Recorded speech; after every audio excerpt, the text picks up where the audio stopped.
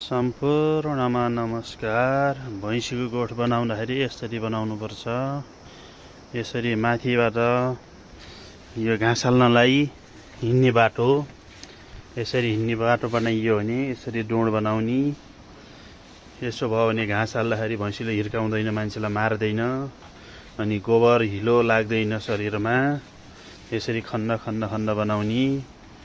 अनि यसरी बीचमा यो खाम यता दुहुने बेलामा भैँसीलाई उलाई अनि यता र उता गर्दाखेरि घुचच्छन्। घुचद्दाखेरि दुध पोखिने पनि खतरा हुँदैन।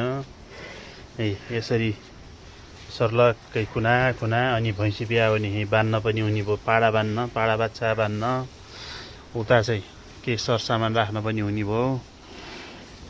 यसरी गोठ बनाउने। गोठ बनाउँदा तल्लो तलामा भैँसी उबलतिर घाँस राख्यो भने तातो हुन्छ। तिनले छाउँदा जस्ता बाटाको चिसोले गर्दा भैँसीहरू धेरै बिरामी हुन्छन्। यसरी माथि घाँस राख्ने, तल भैँसी बान्ने। ल हेर्नुहोस्, यसरी घाँस राख्ने माथि। ल हेर्नु,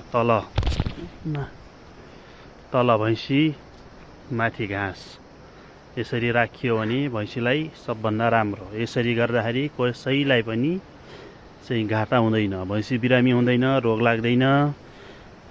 बिहानबाट बेलुकासम्म प्राय घाम पर्ने ठाउँमा गोठ बनाउने ठाउँ चाहिँ छनौट गर्नुपर्छ।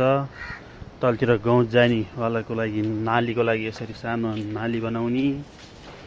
यता बाटो हुने भयो, तल मोलखात बनाए भयो।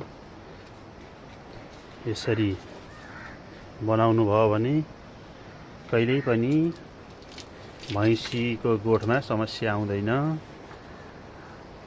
घाँस काट्ने मेसिन मान्छे अनि घाँस लाउनुपर्छ। यसरी बिकासे घाँसलाई सुपर नेपर यसरी लगाएपछि प्रशस्त घाँस हुन्छ।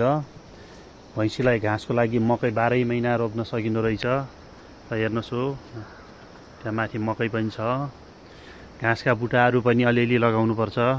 त्यति नलाई यो परालले मात्र हुँदैन। त्यो कहिलेकाहीँ हाम्रो पनि जस्तो एउटा खाँदै त्यो खाँदा वाक्क लाएर फेरि अर्को खानु मन लाग्छ। त्यस्तै जस्तो उनीहरूलाई नि कहिलेकाहीँ के अरे खन्निम, कुटमिरो, बेरुलो यस्ता घाँसका बुटाहरू लाउनुपर्छ।